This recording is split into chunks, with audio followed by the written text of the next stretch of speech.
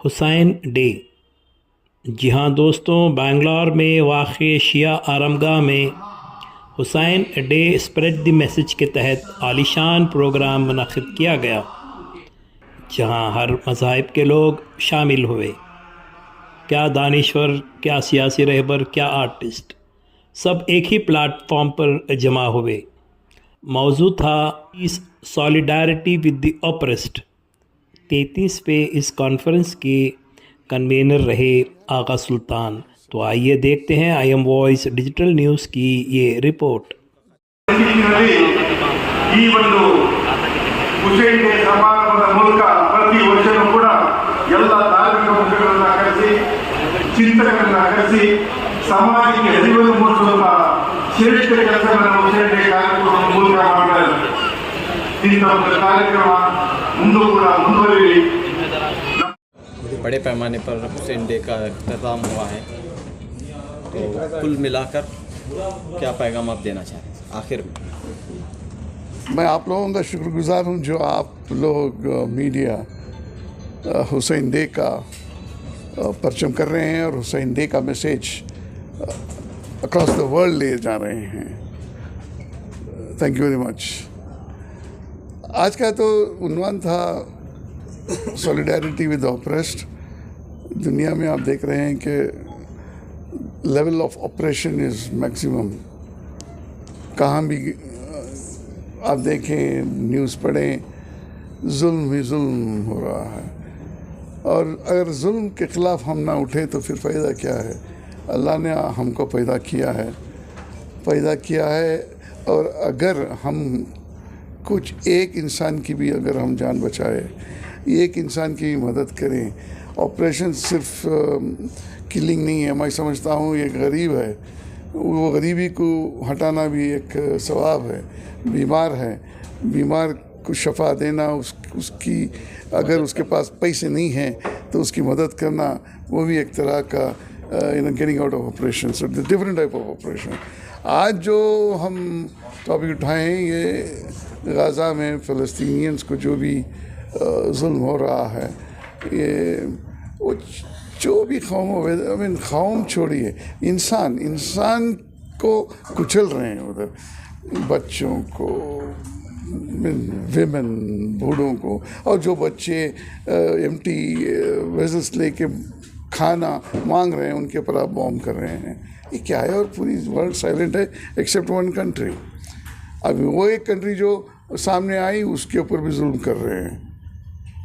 तो मैं अपील करता हूँ पूरी हुकूमत दुनिया की जो भी हो, ये जुल्म और ये जो भी आज हो रहा है, इसको रुकाइए।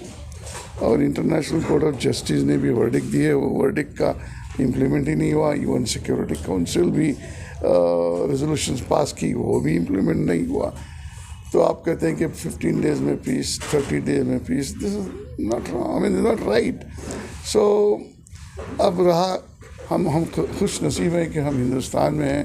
हिंदुस्तान में तो फ्रीडम ऑफ स्पीच है, डाइवर्स कल्चर है, और you can practice any religion. तो हम हिंदुस्तान में बहुत सेफ हैं और अच्छे हैं। ये इसलिए कि डाइवर्स कल्चर, डाइवर्स रिलीजन है। मगर आप देखें on other side of the borders, other side of border then Palestinian और Gaza. So we have to raise our voice against such activities. तो जुल्म का खात्मा होना चाहिए फ़लस्तीन में, जो है जुल्म का खात्मा, यही है। जुल्म का खात्मा होना चाहिए फ़ौरन। हुई है और सीज़ फायर, जो भी सीज़ फायर है, वो ये सीज़ फायर परमानेंट होना चाहिए। देखिए, हर चीज़ आमने सामने बैठे तो उसका नतीजा निकलता है। So you have to sit across the table and finish this. मगर मैं समझता हूँ कि some powers do not want this to happen, इसलिए तो ये जंग जारी रहना है बस। इस मामले में हिंदुस्तानी हुकूमत से क्या दरख्वास्त रहेगी? हाँ, अपील करता हूँ मैं हिंदुस्तानी हुकूमत को कि आप, क्योंकि हिंदुस्तान की आवाज़ बहुत वज़न है, हिंदुस्तान की आवाज़ कीमती है। अगर हिंदुस्तान, मैं समझता हूँ, आवाज़ दी एंड आगे आकर इस मामले में as an umpire, role play करी तो मैं समझता हूँ नतीजा हो सकता है. तो I appeal to the government of India to kindly do something in this area, because we are also a emerging power. India or Indian scientists, Indian engineers, Indian doctors across the world are well respected. तो हिंदुस्तान की हुकूमत मैं समझता हूँ इंशाअल्लाह हिदायत दे, अल्लाह हिदायत दे, वो सामने आए, आगे आए और इस मामले में हिस्सा लेकर let them bring about peace, not only in Gaza, peace across borders, across everywhere, क्योंकि जब अमन है, सुकून है तो डेवलपमेंट है, ये बहुत इम्पोर्टेंट चीज़ है. सर इस वक्त सुन्नी और शिया एक होना ज़रूरी है क्या? सॉरी, सुन्नी और शिया एक होने का एक प्लेटफॉर्म पे एक मैसेज दिया सभी ने. देखिए, शिया सुन्नी कभी दूर नहीं है, कभी अलग नहीं है. शिया भी एक है, सुन्नी भी एक है, हम सब एक कुरान पढ़ते हैं, एक रसूल को मानने वाले हैं. मैं समझता हूँ there is no differences between Shias और सुन्नीस. शुक्रिया. मोअज़्ज़िज़ सामीन, ख़वातीन इफ़्तार, आज बड़ी खुशी और मसरत के साथ मैं 33वां मज़लूमों के साथ एक जहती जो कॉन्फ्रेंस का मुनक़्क़द किया गया है, इसमें शरीक हूँ. और मैं सबसे पहले अल्लाह ताला का शुक्रगुज़ार हूँ कि उसने मुझे इस नूरानी और रूहानी मजलिस में शरीक होने का मौका अता फरमाया. और उसके बाद मुंतज़मीन मजलिस का मैं शुक्रगुज़ार हूँ कि उन्होंने उनकी अनथक कोशिशों से तकरीबन पिछले 33 साल से पूरे हुस्न खूबी के साथ रूह अफ़ज़ा मजलिस का अहतमाम करते आ रहे हैं. और सारे मुंतज़मीन का शुक्रगुज़ार हूँ, ममनून हूँ, बिलखुसूस जनाब आगा सुल्तान साहब का कि उन्होंने मुझे यहाँ पे मदऊ किया और मेरी इज़्ज़त अफजाई की.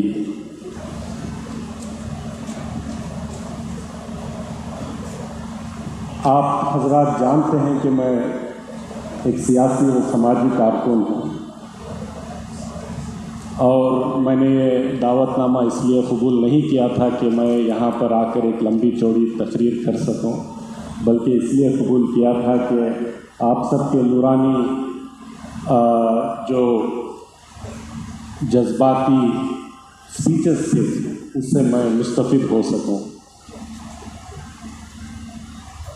हजरात, शायद ये आसमां गवाह है. इस आसमान में देखा है कि हज़ारों लाखों साल से न मालूम इस आसमान में कितने हक़ व बातिल के मारिके देखे होंगे, जिनमें हज़ारों लाखों लोगों ने हक़ के लिए अपनी अजीज़ जानें कुर्बान कर दी होंगी. लेकिन वाक़या करबला एक ऐसा वाक़या है, शायद वो देखकर इस आसमां के भी आंसू निकल आए होंगे, जिसमें नन्हे नन्हे बच्चों को एक एक बूंद पानी के लिए तरसा तरसा कर, तड़पा तड़पा कर शहीद कर दिया गया था.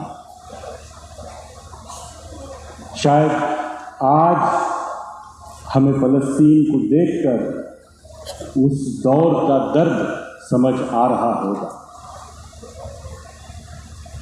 जहाँ तक मैं समझता हूँ, वाक़या करबला किसी इख्तियार और इक़्तिदार की जंग नहीं थी, ना ही मुल्क पर कौन हुकूमत करेगा इसकी भी जंग नहीं थी. और शायद ही ये मुझे लगता है कि ये हक़ व बातिल का भी मारिका होगा, क्योंकि शहीद आज़म हज़रत इमाम हुसैन अलैहिस्सलाम की ज़ात मुक़द्दस किसी हुक्मरान से कम भी नहीं थी.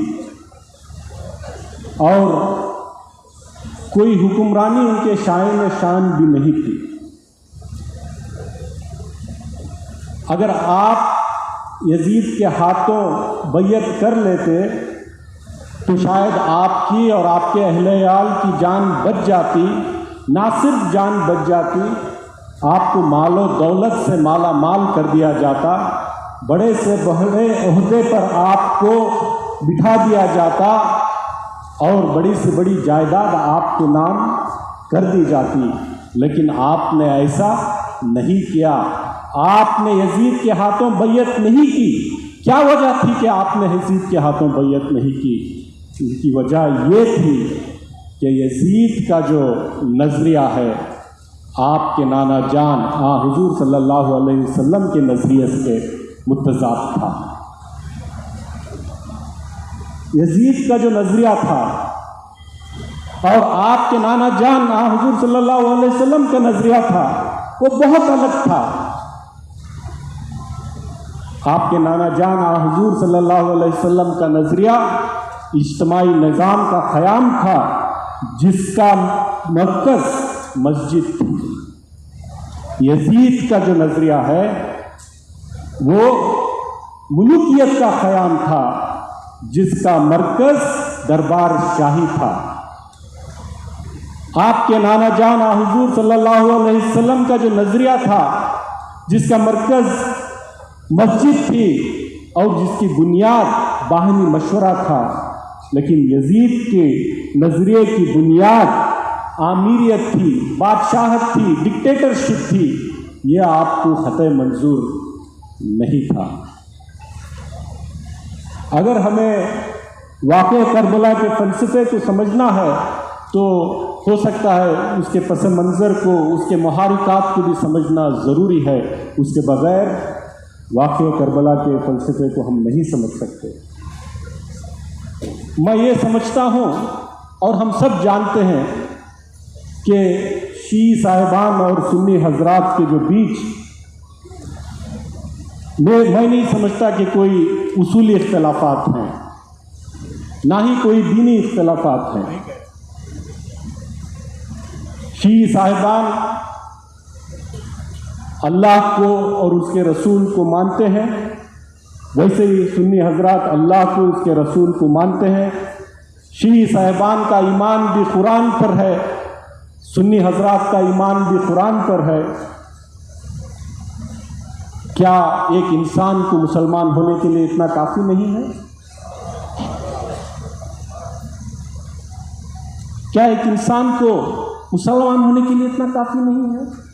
कुरान के मुताबिक एक मोमिन मुसलमान दूसरे मोमिन मुसलमान का भाई है। क्या एक भाई दूसरे भाई का दुश्मन हो सकता है? नहीं हो सकता। तारीख पर नज़र डालें, जो मैं गहराई से डालना नहीं चाहता हूँ, तो हमें पता चलता है कि दुश्मनान इस्लाम ने हमारे दरमियान बहुत दूरियां पैदा कर दी। जहर का बीज उन्होंने बो दिया और बहुत सारे मजहबी लुबादा ओढ़कर इस जहर को, इस बीज को फल फूलने का मौका बहुत सारों ने दे दिया। इसका नतीजा क्या हुआ? आप अगर आलम इस्लाम पर नज़र डालें, अगर शिया और सुन्नी मुसलमान मुत्तहिद होकर खड़े हो जाएं, दुनिया की कोई ताकत इन्हें हिला नहीं सकती। अगर फ़लस्तीन में मासूम बच्चों के साथ जो जुल्म हुआ है, हक व बातिल की जो हम बात करते हैं, तो बातिल ने हक का गला जो फ़लस्तीन में घोटा है, बर्बरियत का जो मुजाहरा फ़लस्तीन में इन्होंने किया है, अगर आप सोचिए हम मुत्तहिद होते तो क्या इनकी हिम्मत हो सकती थी? आज हमें मुत्तहिद होना होगा और आलम इस्लाम को, वहाँ के सुन्नी और शिया ताकतों को बेंगलोर की तरफ बिलखुसूस देखना होगा और अमूमन हिंदुस्तान की तरफ देखना होगा, जहाँ पे शिया और सुन्नी भाई भाई की तरह भाईचारे के साथ, एक जहती के साथ, मोहब्बत और खुलूस के साथ जो ज़िंदगी हम बसर कर रहे हैं, हमें देखकर उन्हें सीखना होगा कि कैसे मुत्तहिद हो सकते हैं, कैसे एक साथ रह सकते हैं। जब तक ये नहीं होगा तब तक हम हक को बहाल नहीं कर पाएंगे। हम हक के लिए खड़े होना है तो हमें ताकतवर बनना होगा। हमारे में भाईचारा, मोहब्बत और खुलूस के साथ आगे बढ़ने का जो जज्बा है, हम सबको एक होकर आगे बढ़ना होगा। और मुझे पूरी उम्मीद है कि इंशाअल्लाह इस कॉन्फ्रेंस के जो स्टेज आपने संवारा है आगा सुल्तान साहब, ये कोई मामूली स्टेज नहीं है। ना सिर्फ आपने शिया और सुन्नी मुसलमानों के दिल को जोड़ने के लिए ये एक प्लेटफॉर्म आपने नहीं सजाया है, बल्कि हिंदू, मुसलमान, सिख, ईसाई सबको ये एक स्टेज पे जमा होकर हुसैनियत क्या है, उनका पैगाम क्या था, इंसानियत, हमदर्दी, हक और सबको एक नज़र में देखना, हक के लिए कुछ भी कुर्बान कर देना, ये जो जज्बा है क्या होता है, इस प्लेटफॉर्म के ज़रिए, इस स्टेज के ज़रिए हमारे आने वाली नस्लों को जो पैगाम यहाँ से जा रहा है, मैं आपको और सारे मुंतज़मीन को मुबारकबाद देता हूँ कि एक जो हुसैन डे है, एक एहजती की कॉन्फ्रेंस है, ये 33 साल नहीं, आने वाले 3300 साल क़यामत तक चलती रहे और इंसानियत का पैगाम यहाँ से पूरी दुनिया को फैलता रहे। इतना कहते हुए मैं अपनी बात ख़त्म करता हूँ। शुक्रिया, खुदा हाफ़िज़। टी शर्ट पे जो लिखा है वही दिल में भी लिखा हुआ है, तो वही टी शर्ट पहनना है। देखें, बहुत सारी बातें जो मुझे कहनी थी वो मुझसे पहले पांडे सर और मौलाना साहब कह के चले गए।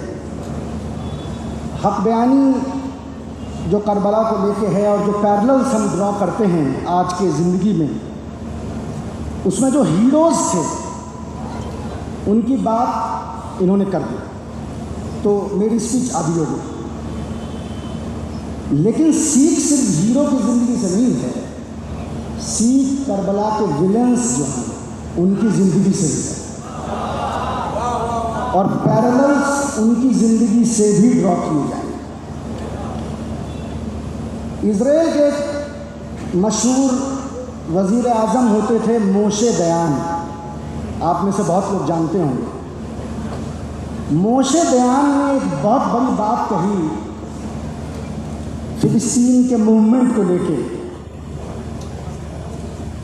उन्होंने ये कहा कि जैसे जैसे वक्त गुजरेगा, बूढ़े यानी बुज़ुर्ग जो हैं वो मरते जाएंगे और जो यंग हैं, जो जवान हैं, वो भूल जाएंगे। बूढ़े मरते जाएंगे यानी जिनको पता है कि फ़िलिस्तीन में क्या हुआ था, कैसे इज़राइल को इस्टेब्लिश किया गया था, वो धीरे धीरे मरते जाएंगे और यंग भूल जाएंगे। और आप याद करें 6 अक्टूबर 2023 का वो मंज़र, मैं 7 अक्टूबर नहीं कह रहा हूँ, मैं 6 अक्टूबर कह रहा हूँ। और क्यों कह रहा हूँ 6 अक्टूबर? क्योंकि 6 अक्टूबर की रात तक ऐसा लग रहा था कि शायद मोशे दयान ने जो कहा था वो सच हो गया। बूढ़े लोग मरते जा रहे हैं, जवान को किसी फिक्र नहीं है कि एक तहरीक मिडिल ईस्ट में चल रही है, फ़िलिस्तीन में चल रही है, वहाँ क्या हो रहा है उसको पता नहीं था। लेकिन फिर 7 अक्टूबर आई और वो कुरान की आयत है ना जिसमें कहते हैं कि they planned and Allah planned and Allah is the best of planners.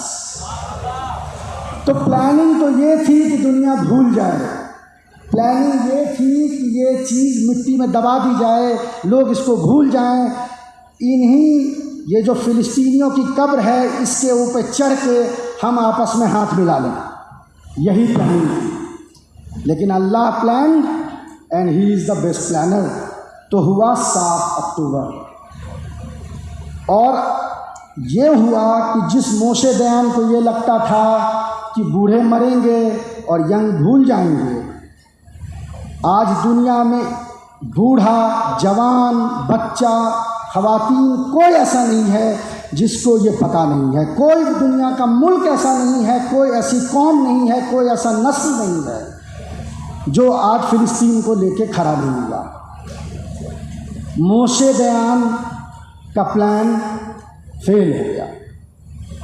But एक और आदमी की कहानी आप आती है जिसने यही सोचा था कि घर वाले मर जाएंगे और दुनिया भूल जाएगी। कौन था वो? Ubaidullah Ibn Ziyad. उसको भी लगता था कि घर वाले मर जाएंगे और दुनिया भूल जाएगी। सीरिया में जब ये सारा मामला शुरू हुआ 2011 में, उससे पहले जब हम जाते थे रिपोर्टिंग करने के लिए, तो मुझे वो दिन भी याद है कि कब्र माविया की थी, उसके अंदर यजीद की भी है। थोड़ा अंदर जाते हैं आप तो आजकल ताला लगा हुआ है, पिछले 10 सालों से आप उसमें जा नहीं सकते। तो मेरी बहुत अर्ली मेमोरी उस जगह की ये है कि मैं वहाँ गया हूँ और एक आदमी कुर्सी पे बैठ के कॉफ़ी पी रहा है, जो उसका एक तरीके से जो मेंटेन करता होगा, और पैर उसने जहाँ रखी हुई है यजीद के कब्र पर, पैर उस पर रखी हुई है उसने, ऐसे कुर्सी पे लेटा हुआ अखबार पढ़ रहा है, चाय पी रहा है। और मेरे जहन में यही आया कि उबैदुल्लाह इब्ने ज़ियाद ने कहा था कि घर वाले मर जाएंगे, लोग भूल जाएंगे। जिसके लिए कहा उसे दुनिया ऐसे भूल गई कि कब्र पे पैर रख के एक आदमी अखबार पढ़। अच्छा ये बता दो, वो कोई शिया भी नहीं था, ऐसा भी नहीं था कि वो कोई शिया था कि वो वहाँ बैठा उसकी कब्र पे पैर रख के पढ़ रहा था। जनरल कोई, one of the many communities in Syria, उसमें से कोई होगा। तो ये पैरेलल मुझे नज़र आई मोशे दयान के कहने और करने में और उबैदुल्लाह इब्ने ज़ियाद के कहने और करने में। लेकिन करबला का कोई एक विलन नहीं है, बहुत विलन्स हैं।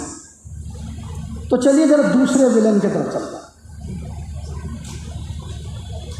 ये 7 अक्टूबर 2023 से पहले, मैं नाम नहीं लेना चाहता हुकूमतों का, लेकिन कुछ ऐसी भी हुकूमतें थी जिन्होंने कहा कि अच्छा ये मुस्लिम हुकूमतें हैं, पर्शियन गल्फ के रीजन से आती हैं, नाम आपको पता ही है मैं क्यों लूँ। इनको ये लगा कि मामला तो दब गया है, लोग तो भूल गए फ़िलिस्तीन को, तो क्यों ना इससे कुछ अपनी तिजारत कर ली जाए। एक मूवमेंट को बेच के उसको बेच के कुछ कमा लिया जाए, उसके बदले में कुछ ले लिया। ये कौन थे? ये वो लोग हैं जो मुसलमान हैं, 5 वक्त की नमाज़ पढ़ते हैं और ये क्लेम करते हैं कि इस्लामी वर्ल्ड जो है उसके ये लीडर्स हैं। इन्होंने क्या प्लानिंग की? Middle East Europe corridor. फ़िलिस्तीन को भूल गए, रास्ता भारत से निकलता जाता कहाँ? इज़राइल। इज़राइल से सामान कहाँ जाती? यूरोप। इसमें कौन मुलव्विस थे? इसमें वो लोग मुलव्विस थे जो मुसलमान हैं, जो 5 वक्त की नमाज़ पढ़ते थे और जो कहते थे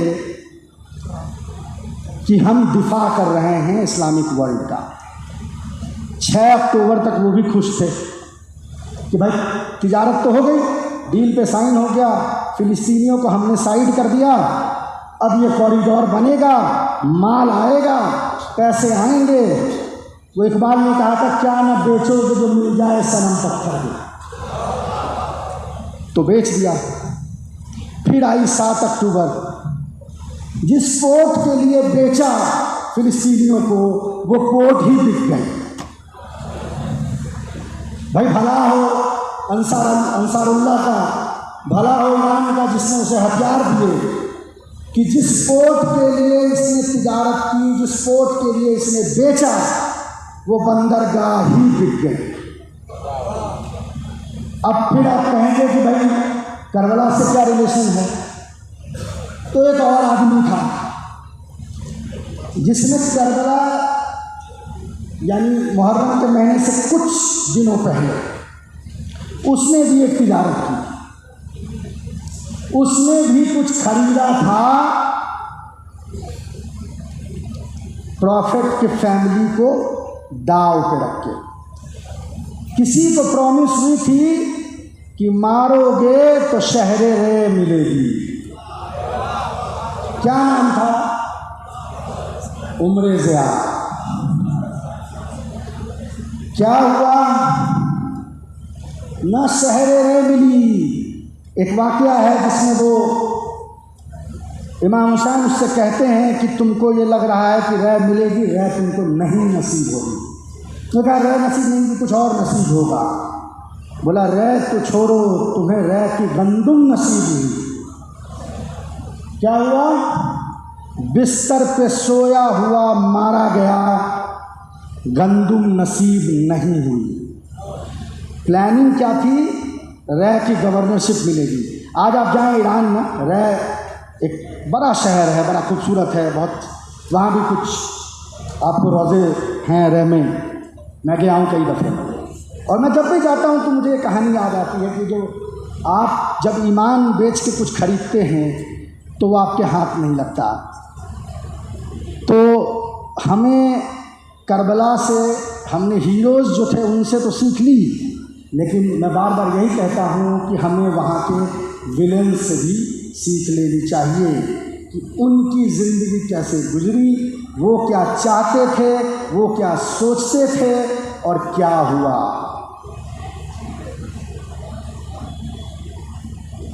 उनको बिल्कुल ये लगता था उस वक्त कि जो वो सोच रहे हैं वही होगा, उनमें से कुछ नहीं हुआ।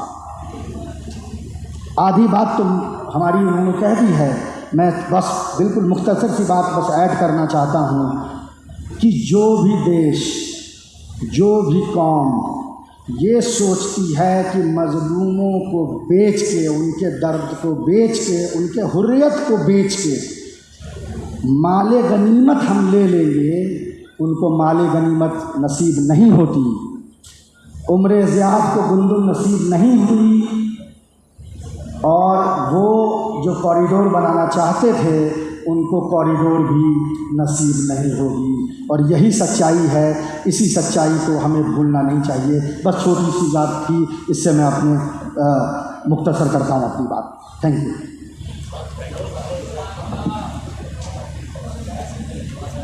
बहुत बहुत शुक्रिया सौरभ कुमार।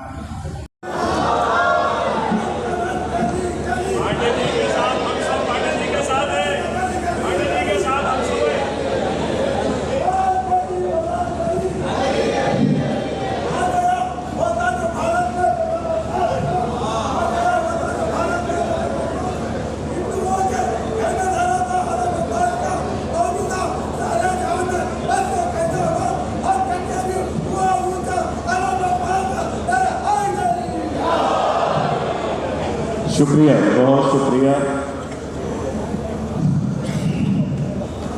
मैं बात अपनी शुरू करूंगा उस नारे के साथ जो ऑस्ट्रेलिया के सिडनी में आज लाखों लोगों ने एक साथ लगाया है, फ्री पैलेस्टाइन, फ़लस्तीन को आज़ाद करो। मैं वहाँ से अपनी बात शुरू करूँगा, क्योंकि जब भी बात होगी कि मज़लूमों के ख़िलाफ़, मज़लूम जो दुनिया भर में जुल्म हो रहा है, ऑप्रेस जो लोग हैं उनके ख़िलाफ़ बोलना है, तो हमारे सामने सबसे बड़ी तस्वीर कोई दिखाई देगी तो गज़ा की वो तस्वीरें दिखाई देंगी जिनको देखकर अगर आपका कलेजा चाक नहीं होता है, अगर आपके सीने में दर्द नहीं उठता है, तो आपको जांच करनी चाहिए कि आप इंसान हैं या हैवान में तब्दील हो गए।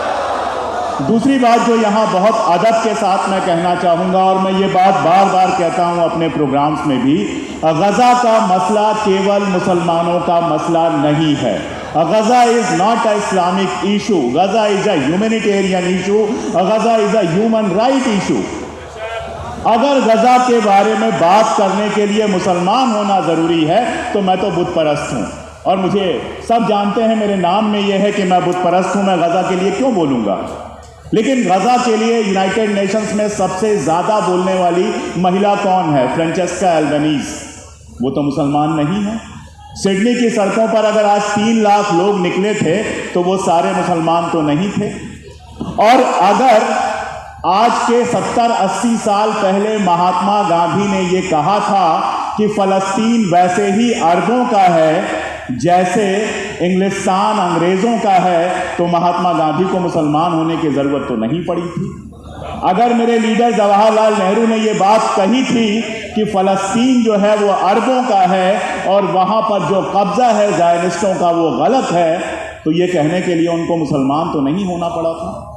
जब हिंदुस्तान में आज़ादी की लड़ाई चल रही थी तो दुनिया में जितने हक पसंद लोग थे सब हिंदुस्तान के साथ खड़े हुए थे। हिंदुस्तान के अंदर तो हिंदू मुसलमान खड़े ही हुए थे। दुनिया भर के हक पसंद लोग, चाहे वो अंग्रेज़ हों, अमरीकी हों, अरब हों, वो हिंदुस्तान के साथ खड़े हुए थे। तो आज अगर फ़लस्तीन में ये लड़ाई चल रही है तो दुनिया के हक पसंद लोगों को क्यों नहीं खड़ा होना चाहिए?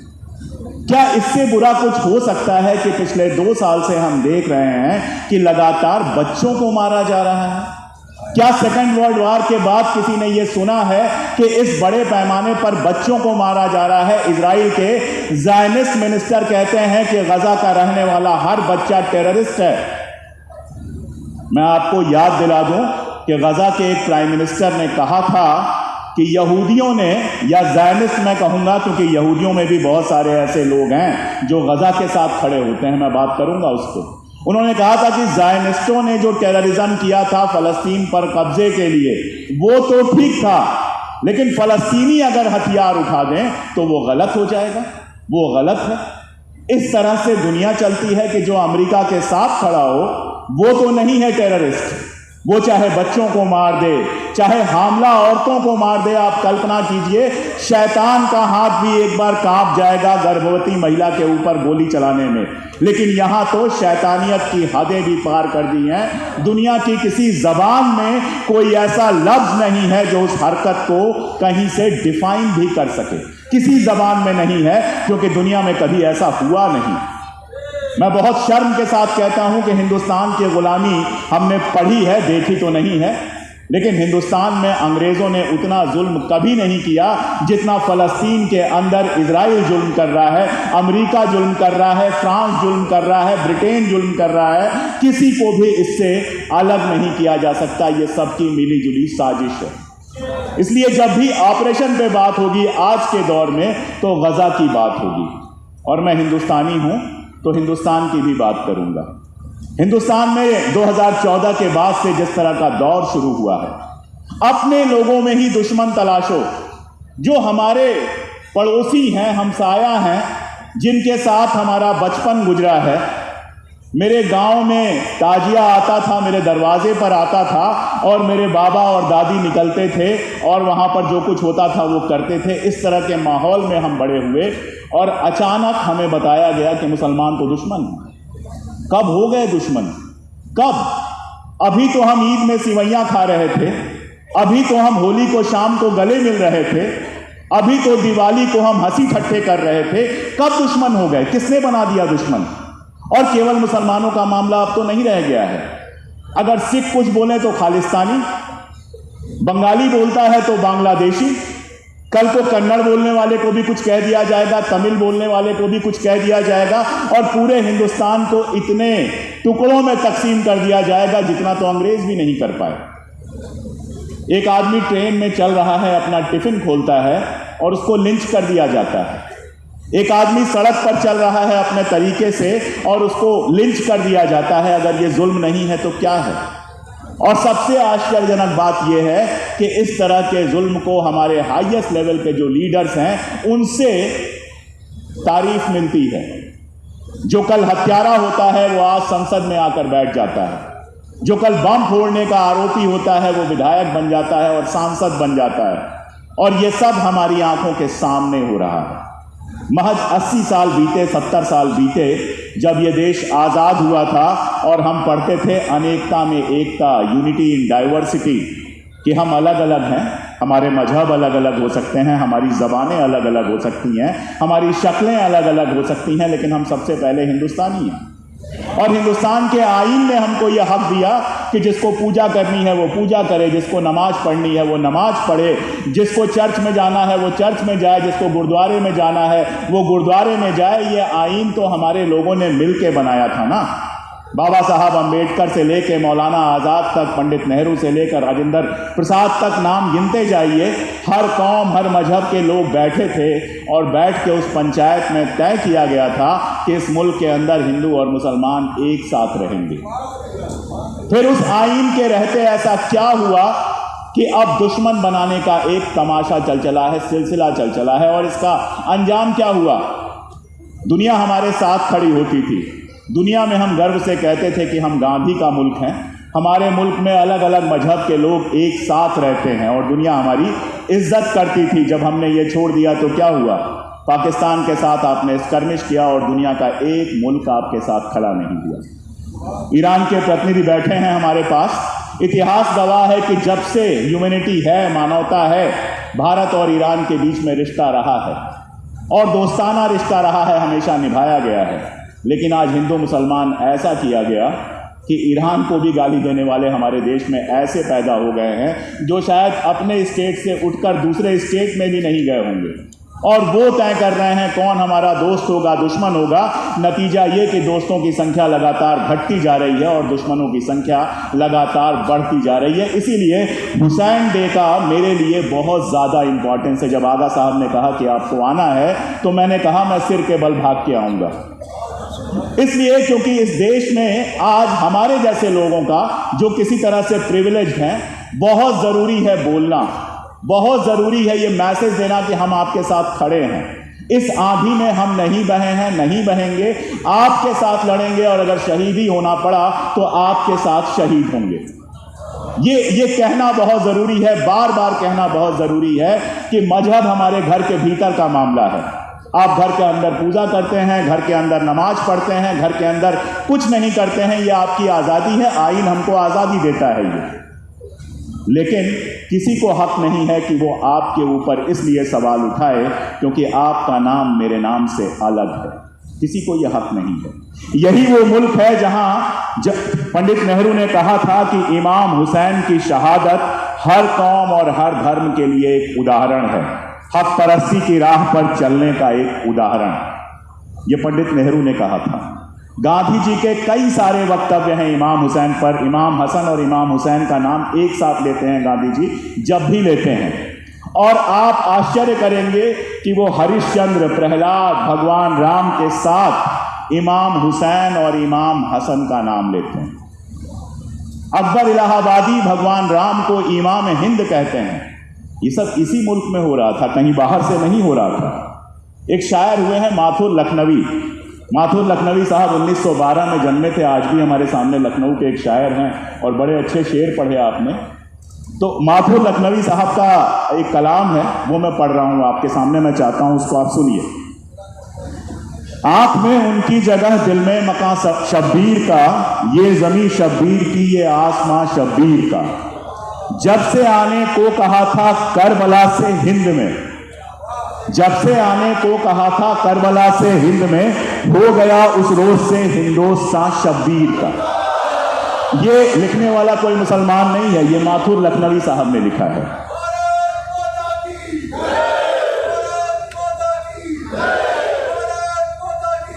चार लाइनें मैं उनकी और पढ़ रहा हूं, मुझे इतनी पसंद आई कि मैंने नोट कर लिया। कम जिसकी रियाया हो वह तनवीर नहीं हूं, बिद्दत से जो मिट जाए वो तस्वीर नहीं हूं। गम है मेरी फितरत में तो गम करता हूं माथुर, हिंदू हूं मगर दुश्मन शब्बीर नहीं हूं। हिंदू हूं मगर दुश्मन शब्बीर नहीं हूं। यही कहने के लिए मैं आया था और यही हम लगातार कहते रहेंगे कि दुनिया में जब गजा जैसी कोई चीज़ होगी हम उसके साथ खड़े होंगे। जिस हद तक हमारी आवाज़ जाएगी हम अपनी आवाज़ उठाएंगे, जिस हद तक हम बोल सकेंगे बोलेंगे। और हिंदुस्तान के अंदर अगर किसी कौम पर किसी तरह का कोई जुल्म होगा तो वहाँ भी हम आवाज़ उठाएंगे और ये भी बहुत साफ कहेंगे जो हम मुझसे पहले मौलाना साहब कह गए कि न जुल्म करेंगे न जालिम को बर्दाश्त करेंगे। दुनिया का हर मजहब यही सिखाता है, जो जुल्म सहता है वो हमेशा के लिए या तो आप ये कह सकते हैं कि उसकी सारी इज्जत चली जाती है या फिर वो कौम धीरे धीरे ख़त्म हो जाती है। इसलिए सरकार कैसी भी हो, कानून कैसे भी बदले जाएं, जो हक़ की बात है वो हम कहेंगे और इसके लिए इमाम हुसैन हम सब की हमेशा हमेशा प्रेरणा रहेंगे। बहुत शुक्रिया आला साहब बुलाने के लिए, मौका देने के लिए और आप सबका सुनने के लिए।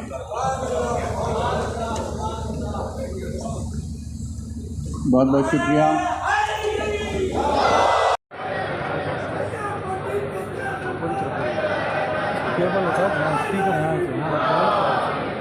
केबल लगा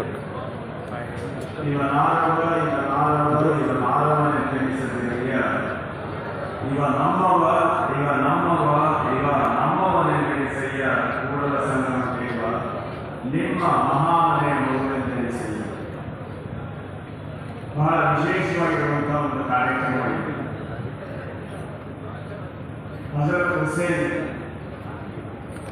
ಅವರ ನೆನಪಿನಲ್ಲಿ, ಅವರ ತ್ಯಾಗ ಮತ್ತು ಬಲಿದಾನದ ನೆನಪಿನಲ್ಲಿ ಇಲ್ಲಿ 33ನೇ ವರ್ಷದ ಕಾರ್ಯಕ್ರಮ ನಿರಂತರವಾಗಿ ನಡೆದುಕೊಂಡು ಬರ್ತಾ ಇದೆ. ಈ ಕಾರ್ಯಕ್ರಮ ಹಜರತ್ ಹುಸೇನ್ ಅವರ ತ್ಯಾಗ ಮತ್ತು ಬಲಿದಾನವನ್ನು ಜಗತ್ತಿಗೆ ಯಾವತ್ತೂ ನೆನಪಿಟ್ಟುಕೊಳ್ಳುವಂತಹ, ನಾವು ಅರಿತು ಆಚರಿಸುವಂತಹ ಒಂದು ಅದ್ಭುತವಾದಂತಹ ಎಚ್ಚರಿಕೆಯ ಕಾರ್ಯಕ್ರಮ ಇದೆ. ಈ ಕಾರ್ಯಕ್ರಮದಲ್ಲಿ ಇದುವರೆಗೆ ಮಾತನಾಡಿದಂತಹ ಎಲ್ಲ ಹಿರಿಯರು, ಅನುಭವಿಗಳು ಬಹಳ ಅದ್ಭುತವಾದಂತಹ ಮಾತನ್ನು ಹೇಳಿದ್ದಾರೆ. ಆ ಮಾತುಗಳನ್ನೆಲ್ಲ ನಮ್ಮ ಜೀವನದಲ್ಲಿ ಯಾವತ್ತೂ ಮರೆಯಲಾರದಂತೆ ಇಟ್ಕೊಳ್ಳಬೇಕು.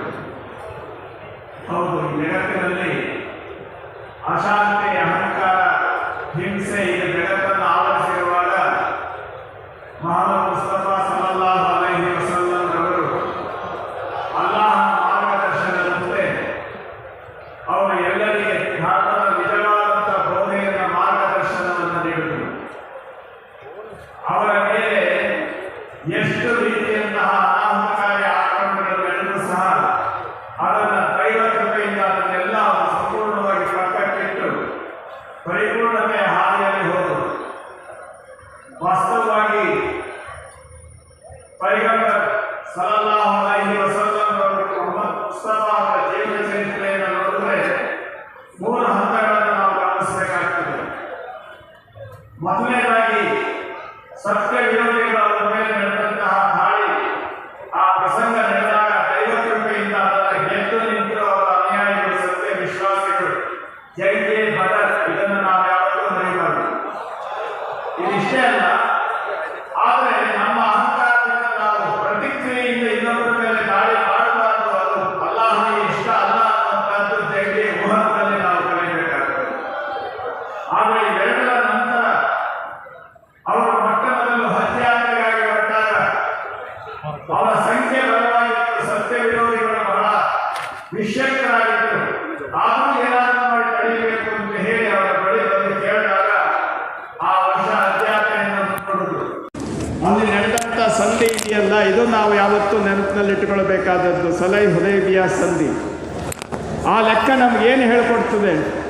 ದೇವರ ಕಡೆ ಹೋಗಬೇಕಾದ್ರೆ ಪ್ರತೀಕಾರ ಬೇಕಾಗಿಲ್ಲ, ದೇವರ ಅನುಗ್ರಹ ಬೇಕು ನಮಗೆ ಅಂತ ಅನ್ನುವಂಥ ಮಾತಿನಲ್ಲಿ ಯಾರು ಅವರ ವಿರುದ್ಧ ನಿಂತು ಸಂಪೂರ್ಣವಾಗಿ ಅವರಿಗೆ ತೊಂದರೆ ಕೊಟ್ಟರು, ಅವರೆಲ್ಲರನ್ನೂ ಸಹ ಸಂಪೂರ್ಣವಾಗಿ ತಮ್ಮ ಅನುಯಾಯಿಗಳನ್ನಾಗಿ ಮಾಡಿಕೊಂಡು ಅವರಿಗೆ ಧರ್ಮದ ಬೆಳಕನ್ನು ಬೋಧಿಸಿದವರು ಪ್ರವಾದಿ ಮಹಮ್ಮದ್ರವರು.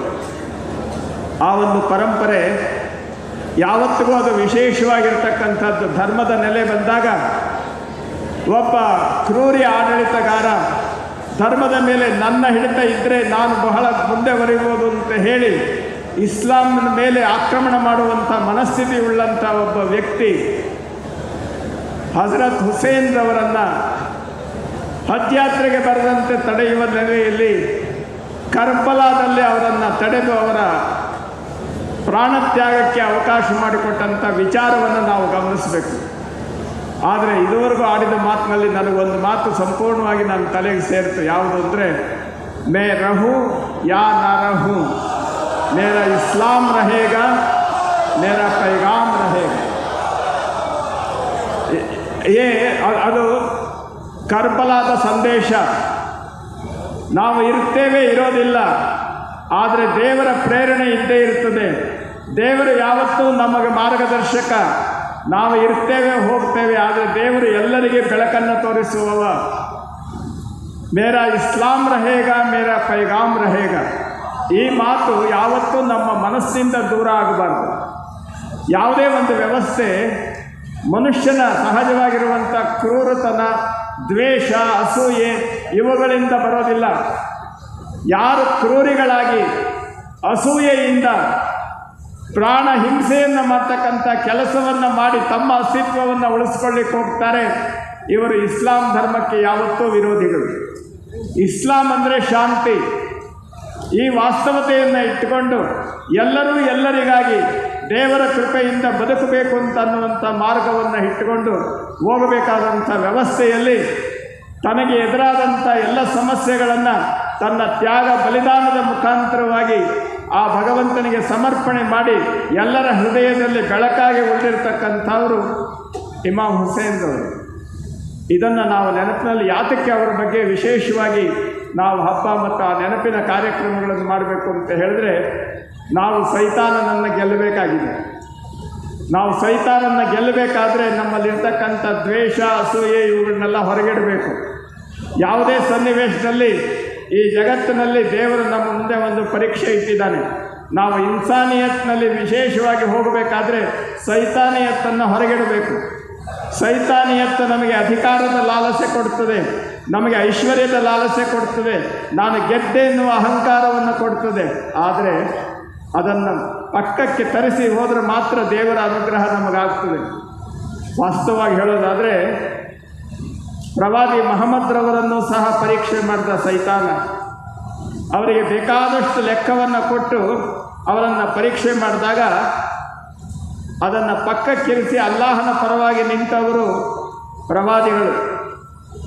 ಇವತ್ತು ಸಹ ನಾವು ಹಜ್ ಯಾತ್ರೆ ಮಾಡಿದಾಗ ಸೈತಾನನಿಗೆ ಕಲ್ಲೆಸೆಯುವ ಕೆಲಸ ಮಾಡ್ತೇವೆ. ಸೈತಾನ್, ನಾನು ನಿನ್ನ ಜೊತೆಯಲ್ಲಿಲ್ಲ, ನಾನು ಅಲ್ಲಾಹನ ಜೊತೆಯಲ್ಲಿದ್ದೇನೆ ಅಂತ. ಹೌದಲ್ವಾ?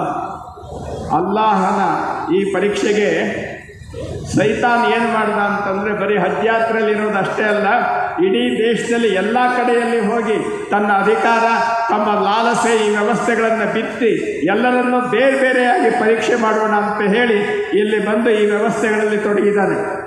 ವಾಸ್ತವವಾಗಿ ನಮ್ಮ ಎದುರಿನಲ್ಲಿ ಬರ್ತಕ್ಕಂಥ ಸ್ವಾರ್ಥದ ಆಕ್ರಮಣಗಳಿರ್ಬೋದು, ಮತ್ತೊಂದಿರ್ಬೋದು, ಇವೆಲ್ಲ ಅಲ್ಲಾಹನ ಪಕ್ಕದಲ್ಲಿ ನಿಂತು ಸೈತಾನ ನಮ್ಮನ್ನು ದೂರ ಇಡುವಂಥ ಪ್ರಯತ್ನ ಅನ್ನೋದನ್ನು ತಿಳಿದು ಅದನ್ನು ಹೇಗೆ ಗೆಲ್ಲಬೇಕು ಅನ್ನುವುದನ್ನು ತೋರಿಸಿಕೊಟ್ಟವರು ಹಜರತ್ ಹುಸೇನ್ ಸಾಹೇಬರು. ಇದನ್ನು ವಿಶೇಷವಾಗಿ ನಾವು ಗಮನಿಸಬೇಕು. ಈ ಒಂದು ಕಾರ್ಯಕ್ರಮ ಯಾತಕ್ಕೆ ನಾವು ಪ್ರತಿ ವರ್ಷ ಮಾಡಬೇಕು ಅಂತ ಹೇಳಿದ್ರೆ, ವರ್ಷದಿಂದ ವರ್ಷ ನಾವು ಶಾಂತಿಯ ಕಡೆಗೆ, ಅಲ್ಲಾಹನ ಕಡೆಗೆ, ಅವನ ಮಾರ್ಗದರ್ಶನದಲ್ಲಿ ಸ್ಪಷ್ಟವಾಗಿ ನಿಲ್ಲುವಂತಹ ಗಟ್ಟಿಯಾದ ಸಂಕಲ್ಪವನ್ನು ನಾವು ಮಾಡಬೇಕು. ಇದು ಬರೀ ಒಂದು ಮುಸ್ಲಿಂ ಜನಾಂಗಕ್ಕೆ ಸಲ್ಲದಲ್ಲ, ಇದು ಬರೀ ಅಲ್ಲಿನ ಇಲ್ಲಿನ ಆ ದೇಶದ ಈ ದೇಶದ ಜನತೆಗಲ್ಲ, ಇದು ಸಂಪೂರ್ಣವಾಗಿ ಇನ್ಸಾನಿಯತ್ತಿನ ಮಾತಿದು. ಇದನ್ನು ವಿಶೇಷವಾಗಿ ನಾವು ಗಮನಿಸಬೇಕು. ಈ ಜಗತ್ತಿನಲ್ಲಿ ದೇವರು ಒಬ್ಬನೇ, ಲಾ ಇಲಾಹ ಇಲ್ಲಲ್ಲಾಹ್ ಅಂತ ಹೇಳಿ ಪ್ರವಾದಿಗಳು ನಮಗೆ ಹೇಳಿದರು. ದೇವರು ಬಿಟ್ಟು ಬೇರೆ ಯಾರೂ ಇಲ್ಲ, ಆ ದೇವರು ಒಬ್ಬನೇ. ಆದರೆ ನಾವು ನಮ್ಮನ್ನು ಅಜ್ಞಾನದಲ್ಲಿ ತೊಡಗಿಸಿಕೊಳ್ಳಲಿಕ್ಕೆ ನಮ್ಮ ಅಹಂಕಾರ ಮಮಕಾರಗಳನ್ನು ಜೋಡಿಸ್ಕೊಂಡು ಹೋದಾಗ ಏನಾಗ್ತದೆ? ದೇವರು ನಮ್ಮಿಂದ ದೂರ ಆಗ್ತಾನೆ, ನಾವು ಸೈತಾನನ ಹಿಂಬಾಲಕರಾಗ್ತೇವೆ. ಆ ರೀತಿ ಆಗಬಾರ್ದು ಅಂತನ್ನುವಂಥ ನೆಲೆಗೆ ನಮಗೆ ಪ್ರಯತ್ನ ಮಾಡಿ ಅವರು ಹೇಳಿದ್ರು, ನಾನು ಇರ್ತೇನೆ ಇಲ್ಲ ಅನ್ನೋದು ಮುಖ್ಯ ಅಲ್ಲ, ಅಲ್ಲಾಹನ ಶಾಂತಿ ಸಂದೇಶ ಇರ್ತದೆ, ಅವನ ಉಪದೇಶಗಳು ಶಾಶ್ವತವಾಗಿ ಇರ್ತವೆ. ಇದನ್ನು ನಾವು ಕೇಳಿ ಸಂತೋಷ ಪಡೋದಲ್ಲ, ನಮ್ಮ ಬದುಕಿನಲ್ಲಿ ಒಂದೊಂದು ಹೆಜ್ಜೆಯನ್ನು ಅಲ್ಲಿ ಆಚರಣೆ ಮಾಡ್ತಕ್ಕಂಥ ವಿಧಾನ ಇದೆಯಲ್ಲ, ಅದು ಬಹಳ ಮುಖ್ಯ. ಅದನ್ನು ನಮಗೆ ತೋರಿಸಿಕೊಟ್ಟವರು ಹಜರತ್ ಹುಸೇನ್ ಸಾಹೇಬರು. ಅವರನ್ನು ನಾವು ಯಾವತ್ತೂ ನೆನೆಸ್ಕೊಂಡು ಅವರ ಕೊನೆಯ ಸಂದೇಶ, ಕರ್ಬಲಾದ ಸಂದೇಶವನ್ನು ನಾವು ಯಾವತ್ತೂ ನಮ್ಮ ಹೃದಯದಲ್ಲಿ ಇಟ್ಕೊಳ್ಬೇಕು. ಮೇ ರಹು ಯಾ ನ ರಹು, ಮೇರಾ ಇಸ್ಲಾಂ ರಹೇಗಾ, ಮೇರಾ ಪೈಗಾಮ್ ರಹೇಗಾ. ಈ ಒಂದು ನೆಲೆಯಲ್ಲಿ ಎಲ್ಲರ ಹೃದಯಗಳು ಒಟ್ಟಾಗಿ ಮುಂದಿನ ಭವಿಷ್ಯದ ಬೆಳಕನ್ನು ಜಗತ್ತಿಗೆ ಕೊಡಲಿ ಅಂತ ಹೇಳಿ ನನ್ನ ಈ ನುಡಿಗಳನ್ನು ಅಲ್ಲಾಹನಿಗೆ ಸಮರ್ಪಣೆ ಮಾಡಿ.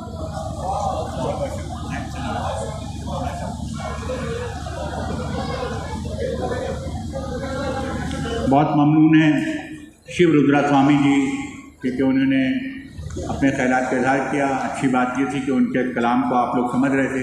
हमारी बदकिस्मती है, हम उनके तकरीर को समझ नहीं सके, लेकिन अवाम ने उनको सराहा, उनका शुक्रिया बहुत बहुत। अब मैं जिसको रहमत देने जा रहा हूँ उनके लिए 4 मिसरे पढ़ देता हूँ कि मुख्तलिफ रंगों के जैसे फूल एक गुलदान में, मुख्तलिफ रंगों के जैसे फूल एक गुलदान में, ऐसा ही मंज़र नज़र आता है हिंदुस्तान में, ऐसा ही मंज़र नज़र आता है हिंदुस्तान में। और इस हुसैनी बज़्म में यकजा है ऐसे लोग आज, फ़र्क जो करते नहीं इंसान और इंसान में। अब मैं एक ऐसे शख्सियत को रहमत दे रहा हूँ जिनका ताल्लुक़ बहुत फ़िरके थे। सिखों ने या बोले, ईसाई बोले, हिंदुओं ने अपने ख्यालात का इज़हार किया, शियों ने वो इज़हार किया, सुन्नियों ने इज़हार किया। अब बारी है बौद्ध मज़हब की, और मैं गुजारिश कर रहा हूँ सेरा जे मॉडर्न एजुकेशन डिपार्टमेंट के head director Geshe Zampa Chauhan साहब से कि वो आएँ और अपने ख्यालात का इज़हार करें। आप लोग भरपूर नारे सलवात से खैर मकदम कीजिए हमारे चौहान साहब का। एक नारे सलवात।